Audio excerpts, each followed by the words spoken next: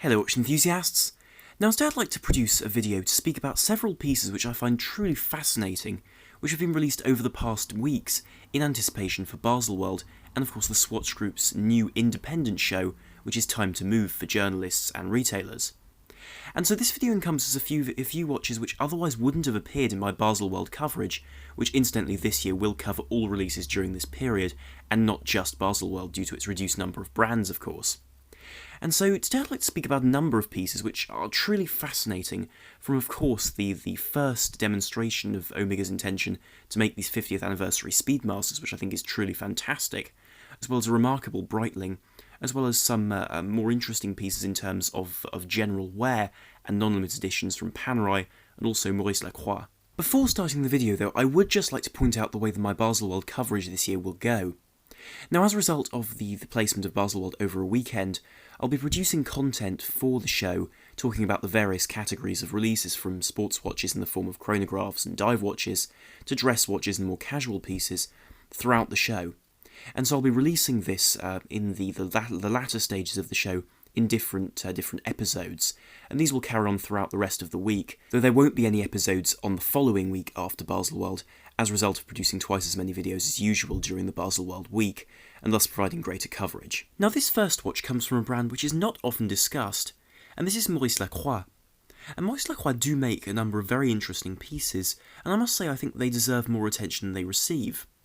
And they've been known in the more affordable section of their range to produce the Aikon, which is a model which has a Genta-esque design, I think it's safe to say, with these angular cases, these sharply directed downward lugs, and also these hexagonal styles to the bezel. However, they've released a sort of an adventure/dive watch version, which is called the Venturer. And I must say I think this is a very interesting alternative to something like an Oris Aquis, because the finishing appears to be very good, and certainly having handled the original Aikon, they are very well made watches, and I think offers something which is a bit more dressy than an Oris Aquis, and so offers an interesting alternative. I feel this comparison to an Oris Aquis is quite an interesting one, because this watch actually shares a great deal of its daily wear with the Aquis in terms of the features which you come across. Notably, this watch has an integrated bracelet. However, where the Aquis requires a particular type of screwdriver which is specific to the watch, this has a quick release system, which means that you can change the strap for the bracelet in very quick succession, so there isn't that trouble of having to use a tool at all. You can simply change them with the functionality of the watch itself.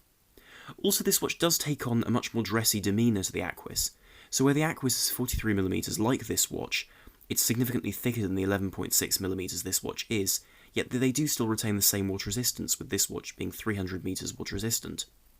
This watch also features a sapphire crystal on the front of the watch, and as well as the back, and on the front it has an anti-reflective coating to be able to make it more legible. And I think all of these features do add up to a really quite impressive stainless steel dive watch. On the front one also sees a bezel which echoes the forms of the Aikon line, so one still has these sort of claws extending up across the bezel. However, naturally, because it's a unidirectional dive bezel, it is thicker and of course has knurlings.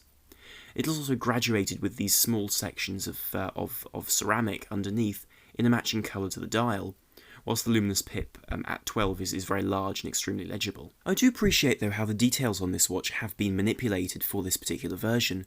One sees the pip, for example, on the second hand, which doesn't have a circular lume plot, but rather a squared off one within a circular pip, which I think is a nice touch and just echoes the markers somewhat on the dial, whilst allowing this watch to be both legible, but also quite stylish at the same time, which I think is rare to pull off, and I think is a very interesting development for the brand.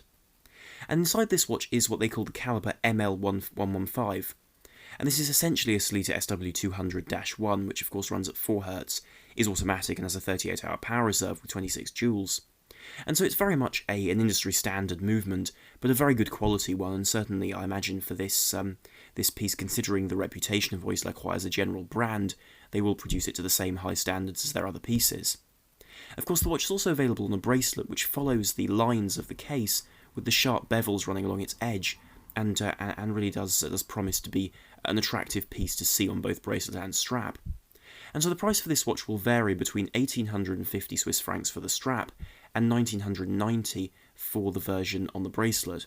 And so I think for this price it's a very interesting package, and one which I think should certainly be considered alongside the Oris Aquis. Over the past few weeks, Breitling has released a number of new pieces for their collection, but I think the most interesting amongst these is their new Breitling Navitimer Reference 806 1959 re-edition. And this is a piece which commemorates one of the most interesting Navitimers, and indeed one of the first series of Navitimers. And I think this is a piece which has been long awaited by Breitling fans, and it's a piece which really does outdo any previous heritage sort of piece designed by Breitling for their range. Because this piece is an almost perfect replica of the original, and it's rare that one can say that about a heritage or a remake, re-edition sort of model. Usually there are significant differences, but here they really have gone the extra mile to be able to make this watch almost identical to the original. And so of course it comes with a 40.9mm case, although it is ever so slightly thicker than the original due to a different movement, and approximately 13mm thick. But to understand this watch, one really has to look at the original 806, produced in the 1950s. And this 40.9mm watch was a piece which really did inspire the rest of the Navitimer range. And with its all-black dial, it was very different to the later versions with the styles of reverse panda dials, which one sees more typically on Navitimers. Of course, the movements used in these pieces were also very different, with some very early models using the Veltro 72, but the vast majority using a Venus 178. And these were manually wound chronographs, which very much were of their era. And I do feel it's worth noting these watches weren't, at least in my eyes, as advanced as the Omega Speedmasters of the period, but certainly still left their mark in terms of their design, but also in terms of their form on the wrist. And some characteristic elements of these early stages of Navitimers were seen in the 94 pips on the bezel, which form this sort of ribbing which allows you a grip on the bezel, which hasn't been seen on later Navitimers, whilst one also has the AOPO logo on the dial, which is the Aircraft Owners and Pilots Association, which was a major component of the branding of this watch. But the interesting thing is that in Europe, they didn't include the lettering of this on the dial in that emblem, and that's the model which is being replicated here. But this remake really is quite a remarkable demonstration of how accurate Breitling can be with these remakes. And certainly rumour has it this isn't going to be the last of these sorts of remakes, so I must say I'll be very keen to see what Breitling release in future. But really the detail with this watch is astounding. The dial is this glossy texture, with also a gilt logo for that AOPA and winged badge, and that's also applied to the dial in gold foil, which is very similar to the original, which I think is quite wonderful. Also one sees truly fantastic accuracy with the creation of the second hand, for instance, and also those syringe hands with aged Luminova. And I think whilst aged Luminova can be discussed with regards to being a good or a bad thing, I think with this dial it adds a certain colour and helps the whole dial appear softer. Also one sees that ring of white around the edge of the dial which is slightly off-coloured, and the correct 94 pips are included on the bezel. And the stops really have all been pulled out with this watch, because one sees an acrylic crystal on the watch which is subtly domed as the original was, whilst the case back also no longer has any sort of deep engraving or text, but instead is simply brushed as with the original, with some small amounts of text applied to it, without any sort of additional embellishment, which I really do appreciate. Now inside the watch one also sees a manually wound caliber, which has been developed for this watch.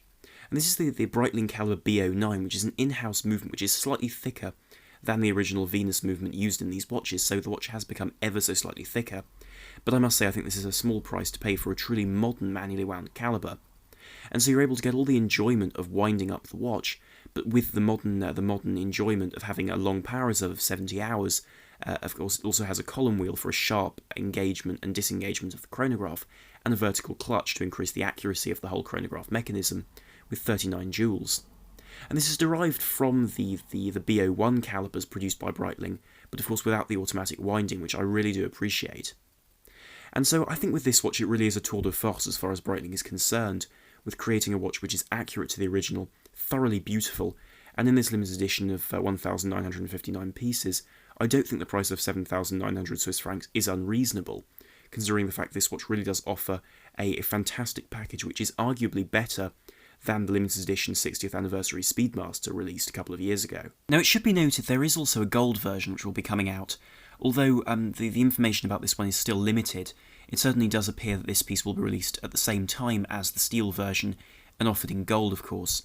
Though this version also features a dial layout which is more modern in some ways, in the sense it doesn't feature the same style of Luminova by the looks of things, and also it has a later style of dial with those 3 silver subdials rather than the all-black dial of the early version, as seen on the steel model. And I think this piece should be a very interesting addition to the collection as well, and certainly does show this new direction for Breitling. Of course, Panerai is not a Baselworld brand, as a result of not being in a group which would allow them to exhibit at Baselworld, and thus they go to SIHH instead. And this year at SIHH, the emphasis really was on the range of submersible dive watches in their range, and they have renovated this line quite significantly and made it altogether more interesting as far as a package.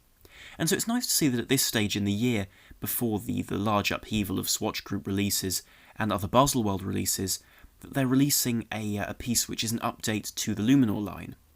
And this really is two watches, but with very similar specifications and designs, although with a couple of marked differences. And these are the PAM 00977 and PAM 00978. And these pieces are stainless steel watches which follow the general lines of the Luminor line, with the thickened lugs, as well as that cushion case and that distinctive crown guard.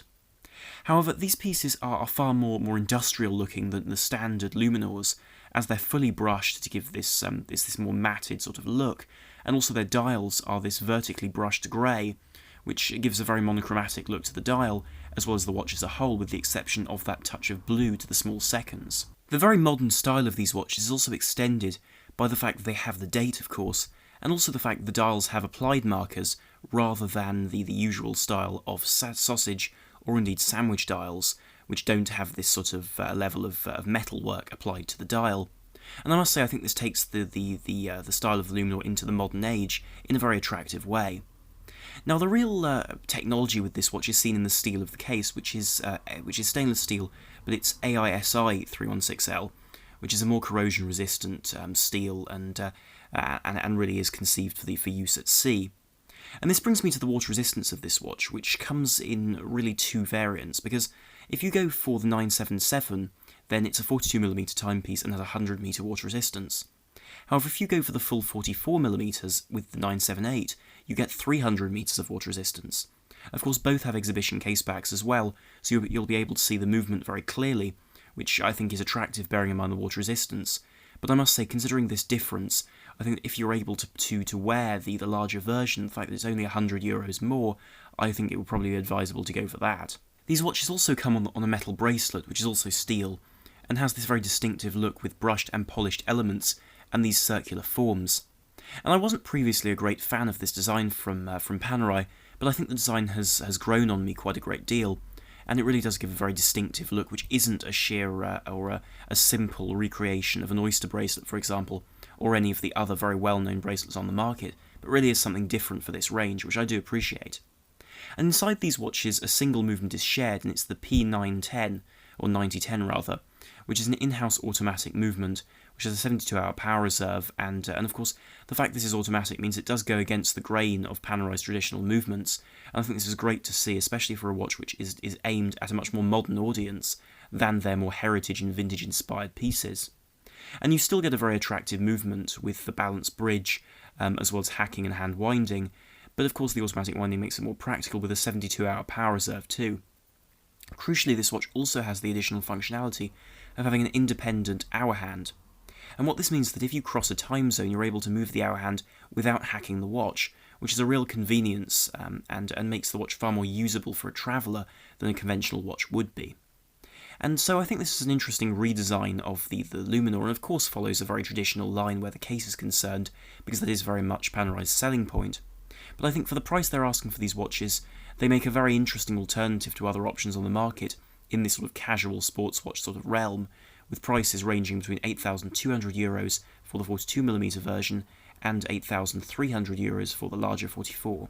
Now, a watch which really has been turning heads has been the new Omega Speedmaster, produced to commemorate the Apollo 11 moon landing's 50th anniversary. And we all knew this was going to be a good year for Omega limited editions, and indeed, I think perhaps unfortunately to the value of these pieces, these limited editions are not a rare thing, quite frankly, from Omega.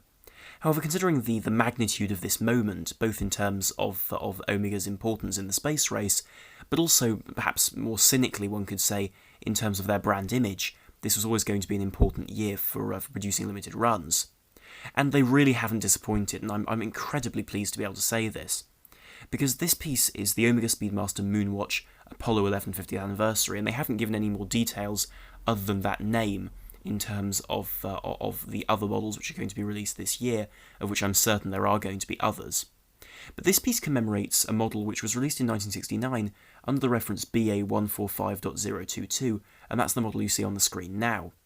And that piece was produced to commemorate the moon landing, and was sold, or indeed produced, in 1,014 examples, of which 975 were sold to the general public, whilst the others were kept either for politicians or astronauts, though admittedly in certain circumstances, as I understand it, the politicians weren't able to accept the watches. And some key characteristics of these watches were seen in the brushed golden dial, the onyx applied markers to the dial, as well as those blackened hands, and of course the burgundy bezel insert. And they really have done a marvellous job of recreating these features on the modern equivalent. Now, the dimensions of these watches will be very familiar to existing Speedmaster owners, because these watches are 42mm in diameter by 14mm thick. And the additional thickness is contributed to by the sapphire sandwich construction of this watch, with a domed sapphire crystal on the front, as well as a sapphire crystal on the back, to be able to peer through and see a truly remarkable movement. But more on that in a moment, because I actually think that's the most interesting part of this watch, and really will show the future of Omega's movements. And the case is produced from this wonderful moonshine pale yellow gold. And this gold is, as the name would suggest, a slightly more white appearance to the standard yellow gold used by Omega. I think this is a wonderful choice. It also has slightly different properties and gives this fantastic lustre, and I think that's one of my most major complaints with a lot of yellow gold watches, is they look too ostentatious, whereas this gives the subtlety of gold and a really vintage charm, which I think is absolutely superb. One also sees on the front of this watch that bezel on the original watch recreated, but now in ceramic, for additional scratch resistance and also resistance to fading, whilst one actually has the dot over 90 design on that bezel too, which is distinctive of this particular era of Speedmaster. The dial is also a spectacular recreation of the original. As is shown on the dial, it is in fact 18-karat gold, and has these wonderful sunken subdials and a sunken second run around the edge of the dial. Of course, it also has the black accents, seen in the form of the black section in the middle of the hands, which is a bit different to the original, but I find actually an improvement on the modern version, and of course the black second hand, in addition to that fantastic row of onyx-filled applied markers in gold around the edge of the dial, which I think looks superb. However, the real magic with this watch, irrespective of how utterly extraordinary the outside of the watch is seen with the movement. Because this does mark a new direction for Omega, and one which I think we can be safe in assuming is going to mark the direction the whole brand is going to take in future. And the reason why I say this is because previously Omega made very clear that they wanted all of the watches in their range to eventually be METAS certified, so master coaxial chronometers. And that's to say watches which were resistant to 15,000 Gauss and capable of keeping up accuracy to a really impressive level. A level which is pretty much unprecedented across an entire range of watches in the way that Omega have been doing it in recent years. And this movement really marks that new direction, because they've taken the 1861 movement out of their previous generation of Speedmaster and really refurbished it. It still retains the same cam for the engagement of the chronograph, but I must say that doesn't bother me. And where it previously had a normal lever escapement, they've replaced that with a coaxial escapement. They've also given it the addition of a silicon balance spring, and in the case of this particular movement, they've given it moonshine gold plating. But the meaning of this is that the whole watch is now of a standard which the previous movements really just weren't. Whilst, of course, those previous movements were loved, this new line of 3861 movements does mark a very new direction. And certainly the fact that Omega have also released the news they're going to be recreating the 321 does suggest a sort of double vein of directions, with the heritage side of their movements, and now this very modern side, without anything sitting in between, which I think is exactly the right move for Omega.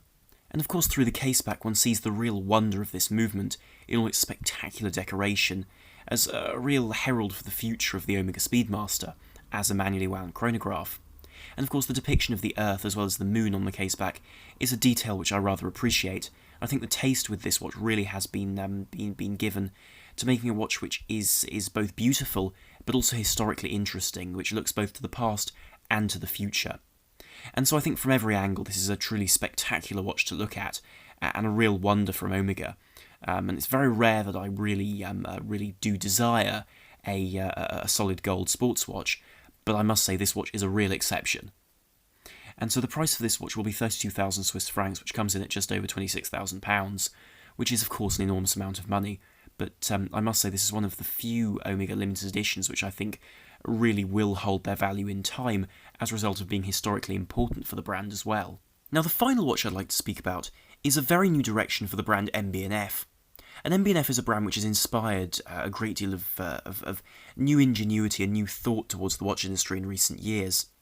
And it really is a brand producing some of the most eye-catching pieces on the market, with some quite remarkable shapes and designs from their various ranges, from extremely classical forms to extremely futuristic ones. However, until now they've only produced rather sizable men's watches, and so this release of the MB&F legacy machine FlyingT is a new direction for the brand in terms of looking to the female market. And this watch is 38mm in diameter by 20mm thick as a result of the incredibly heavily domed sapphire crystal. And so the watch isn't nearly that thick, but it really is the addition of that stacked style of tourbillon on the top, as well as that unique display for the time, which makes this watch this particular shape. The case of the watch is 18-karat white gold, whilst it is also on all versions fully set with diamonds. Now, the diamond setting does depend upon the version, and I'll explain this when I explain the dials, but all versions do feature some form of diamond encrusted case, and normally I'm somewhat opposed to diamond cases because I think they're often a way of hiding substandard design. However, this really isn't the case with this watch. They've been added on with care and really appear to have been planned with the watch, which is greatly appreciated and I think does show a great deal of attention to detail, but also attention to the customer on the part of MB&F, although this is something that we're all fully aware of already. And that display, of course, is what the eye is first drawn to on the top of the watch, which is seen under that double anti-reflective coated sapphire crystal, in order to give no sort of reflection, which is crucial for a display of this sort. And it comes with 3 different versions of the dial. Either there's a black lacquered dial, which I must admit is my personal favourite, which gives a fantastic stage upon which the central tourbillon can really shine. And then there's also a version with this style of pavé diamond setting around the dial, and then of course there are baguette diamonds as well as another option available. And of course each of these have very radically different prices. But with regards to each piece, one does have this general arrangement where the movement stacks out of the centre of the dial and allows the actual display of the time to be shown at 7 o'clock on this small dial with these wonderfully blued hands. And I just love the fact that this watch is centred around that central tourbillon, which is quite a spectacular piece, of course, rather than the dial, which is placed in that somewhat peculiar position and is angled at 50 degrees. Because I feel this just does allow you to be able to see this watch in a very different light, because it is traditionally oversized for a women's watch at 38.5mm. However, due to the fact that they've used this space to show something beautiful instead of something necessarily functional, it seems, of course, very well chosen. Now, the movement inside this watch is stacked in a very similar way to the Aquapod released by the brand, and so you see this flying tourbillon in the centre of the dial, which incidentally rotates once every 60 seconds, so in theory you can use it as a second hand. And the movement provides a beat rate of 18,000 vibrations per hour, as well as a 100-hour power reserve. Interestingly though, this watch is automatic winding, and you can see through the case back, in fact, this watch has this sun-shaped rotor. And this is rather interesting because it appears as though there's no rotor weight, though one side of it is heavier as a result of the use of different materials, as it's produced out of gold, titanium and platinum to be able to create this beautiful form. Of course, the movement is 30 joules to be able to support it and reduce to reduce the wear on axes. But overall, it's a piece which is designed to be beautiful over all things, and shows that beauty in a very different way. As one sees, it in fact has 2 crowns, with one on the left being used to wind the watch if it runs out of power, and the one on the right being used to set the time. And the 3 versions of this watch available do come in at different price ranges depending upon the version, as a result of the amount of diamonds and the amount of work that goes into each one. So the version with that lacquered dial is the most affordable. I say affordable in the loosest of terms, because these watches are expensive in the extreme, because this piece is 108,000 Swiss francs, with some diamonds placed throughout the case. Then as one goes up to the next stage, which is the normal pavé style of dial, where one has additions of diamonds to the dial as well as the same diamonds to the case, as the version with the more simple dial, and that one's 135,000 Swiss francs, and all of these prices are plus VAT, by the way. And then if you go for the version with baguette diamonds, which also has far more extensive diamond work throughout the case, as well as on the crowns, that one comes in at 298,000 Swiss francs, which is an incredible amount of money, and certainly these watches are catering to a very small amount of the market in terms of being ultra high-end luxury watches. But of course they are very much the product of the imagination of someone incredibly creative, and MB&F are very good at achieving this, so really whatever one says about these watches, they're a fascinating example of what can be achieved in the realms of a lady's dress watch, in terms of a comparison to what other brands are doing. And so I'll conclude this video here, but do bear in mind that in the coming days I will be producing content regarding the releases at Baselworld, and also any releases happening not at Baselworld, but throughout this period, really covering whichever releases I think are most interesting and contribute the most to the watch industry. So do bear that in mind and keep an eye on the channel for those releases. And if you did enjoy this video, then do please like, share and subscribe to help the channel, and also to be able to see more videos and content here in the future. So thank you very much for watching. This is I'm the Watch Guy, out.